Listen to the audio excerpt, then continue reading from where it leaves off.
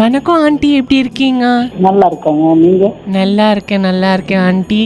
ஒன்னும் இல்ல, நானும் ராகுலும் ஃப்ரெண்ட்ஸ். ஸோ ராகுல் ஒருத்தங்களை லவ் பண்றா அப்படி, அது உங்ககிட்ட சொல்றதுக்கு தயங்குறா அப்படி, அதனாலதான் நான் அவர் சார்பா கால் பண்ணியிருக்கிறேன். என்ன இல்லைங்க, ராகுல் லவ் பண்ற பையனும் என் பக்கத்துல தான் இருக்கான். பேசுறீங்களா? கொடுங்க ஆண்டி. Hi aunty. சொல்லுங்க. நானும் ராகுலும் லவ் பண்றோம். சரிங்க, ரொம்ப சந்தோஷமா இருக்கு கேக்குறதுக்கு. நானும் அவனும் லவ் பண்றது உங்களுக்கு ஆட்சேபணம் இல்லையுமா? இதுல என்ன இருக்கு ஆட்சேபணப்படுறதுக்கு? என் பிள்ளைங்க என்ன பண்ணாலும் நான் அது நல்லதா தான் இருக்கும். ஸோ ஹாய்மா, எப்படி இருக்கீங்க? நான் ஆக்சுவலி ஆர்ஜே தீபக் பேசுறேன்.